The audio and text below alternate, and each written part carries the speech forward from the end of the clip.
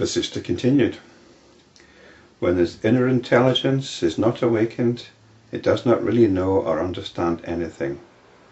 And what appears to be known through the thoughts is of course not the reality. These thoughts themselves derive their value from consciousness, even as a receptacle derives its scent from the incense kept in it. On account of this borrowed intelligence, thought is able to know a minute fragmented fraction of this cosmic consciousness. The mind blossoms fully only when the light of the infinite shines upon it. The mind has been described as inert. It's a bit like a machine, an automaton. So the mind thinks it's aware, the mind thinks it's alive, but according to this is only on account of borrowed intelligence derived from consciousness. I'm not sure that this idea of borrowing intelligence or deriving itself from consciousness is very helpful, because you can't split it up. I prefer to think in terms of modes. Consciousness can operate in a finite mode, and that is the mind. We shouldn't want to put it down too much. We shouldn't want to deride it too much, because it is simply doing what it does, and it's an aspect of the infinite consciousness. It's arisen within the infinite consciousness, and it's simply doing its thing. And that's what we get caught up in. But we've got the option of stepping back from it and appreciating our fundamental awareness as the absolute Brahman. And that's when it blossoms fully, when the light of the infinite shines upon it.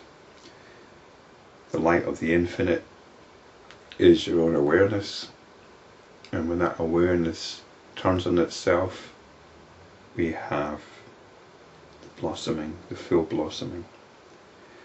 Otherwise, though appearing to be intelligent, thought is unable to comprehend anything really, even as the granite figure of a dancer does not dance, even when requested to do so. Can a battle scene painted on a canvas generate the roar of the fighting armies? Can a corpse get up and run? Does the figure of the sun carved in a rock dispel darkness? Similarly, what can the inert mind do? Even as the mirage appears to be flowing water only when the sun shines, the mind appears to be intelligent and active only because of the inner light of consciousness. Ignorant people misconstrue the movement of life force to be the mind, but in fact it is nothing more than the prana or life force. But in the case of those whose intelligence is not fragmented or conditioned by thoughts, it is surely the radiance of the Supreme Being or Self. The intelligence that identifies itself with certain movements of life force in the self, but entertaining notions of this am I, this is mine, is known as the jiva or the living soul. So now we've got this term prana introduced, which can really obscure the issue, I think.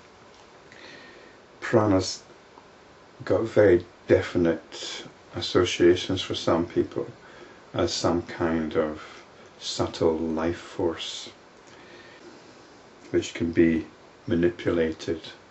But the meaning of prana seems to be variable here. It's saying that some people misconstrue the movement of life force to be the mind, but in fact the mind is actually nothing more than the prana or life force.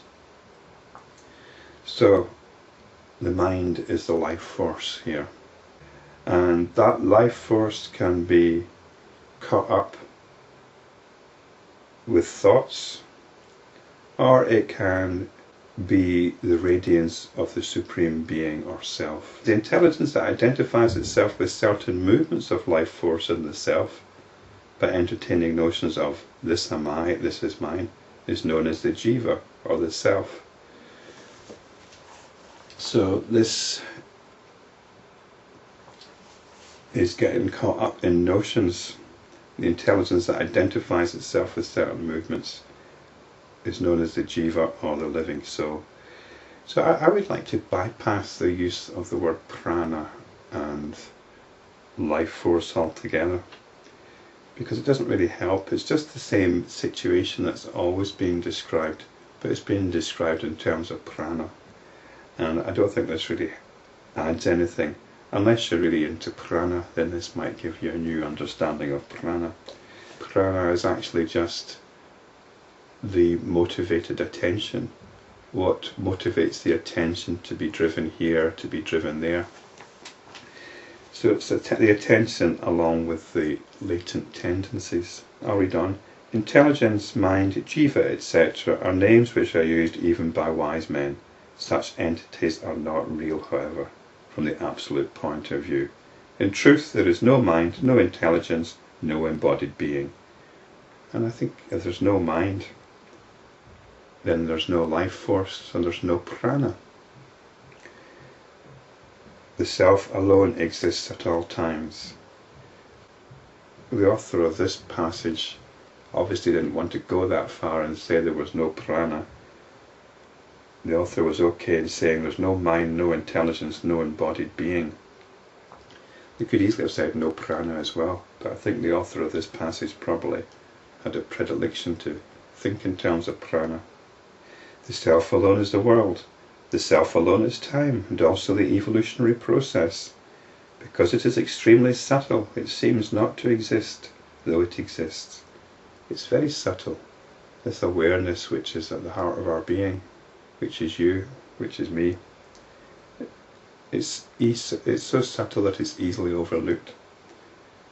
While appearing to be a reflection or appearance, it is also realized to be the truth. But the self is beyond all these descriptions, and its truth can only be experienced directly in self-knowledge. That is self-knowledge which arises from inquiry, direct observation. When the inner light begins to shine, the mind ceases to be. Even as when there is light, darkness vanishes. On the other hand, when consciousness is objectified in an effort to experience the objects of the senses, the self is forgotten, as it were, and there arise thoughts concerning the creatures of the mind. I think creatures or creations of the mind. That last paragraph really says it all. That's the bottom line.